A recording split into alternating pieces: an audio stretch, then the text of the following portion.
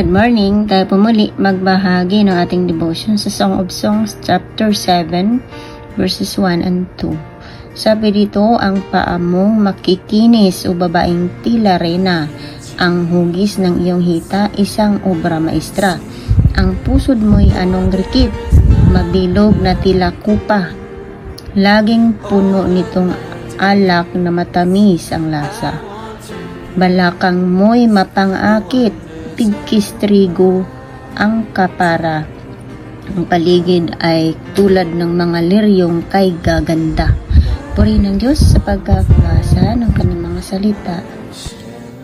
Magandang araw po sa ating lahat. Ang bahagi ko po The Song of Solomon, chapter 7, verse 3 to 4. Ang iyong dibdib o giliw, parang kambal na usa, punong-puno ng buhay, malusog, masisigla.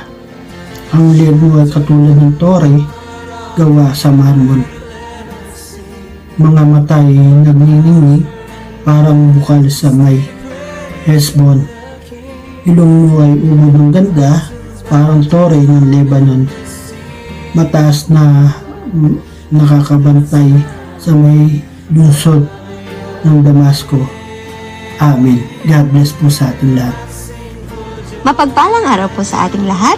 Ang aking pong bahagi ngayon ay mula sa aklat ng Awit ni Solomon, Kabanata 7, talata 5 hanggang 6. Para bang bundok ng Carmel, ulo mong napakaganda. Ang buhok mong tinirintas, kasing ganda ng purpura. Kaya naman, pati hari na bihagmot na halina. Kay ganda mo, aking mahal, kay ganda mo, aking sinta, sa akin ay nagdudulot ka ng galak at ligaya. Amen. Good morning po sa ating lahat. Ang babasahin ko po ngayon ay matatagpuan sa Book of Song of Songs, chapter 7, verses 7 to 9. Ang sabi po dito, kay hinhin na iyong kilos tulad ng punong palmera, ang dibdib mong ubod yaman ay tulad ng buwig niya. Puno niya ay aakyatin upang bunga ay pitasin. Sa tingin ko, ang dibdib mo yung buwig ng ubas ang kahambing. Hininga mo ay mabango mansanas na nga ang katuring. Ang tamis ng iyong labi ay katulad ng inumin, dahan-dahang tumatalab habang ito'y sinisimsim. Amen. Purihin pa ang Panginoon sa pagkakabasa ng kanyang mga salita.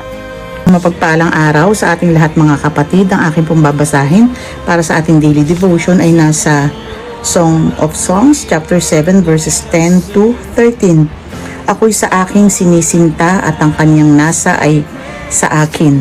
Parito ka, sinisinta ko, lumabas tayo sa parang tumigil tayo sa mga nayon. Sampahin nating maaga ang mga ubasan. Tingnan natin kung ang puno ng ubas ay nagbubuko at kung ang kaniyang mga bulaklak ay nagsisibuka at kung ang mga granada ay namumulaklak. Doon idudulot ko sa iyo ang aking pagsinta. Ang mga mandragora ay nagpapahalimuyak ng bango at nasa ating mga pintuan ang lahat na sari-saring mahalagang bunga, bago at luma, na aking inilapag para sa iyo o sinisinta ko. Amen. Purihin ang ating Panginoon sa pagkabasa ng kanyang mga salita.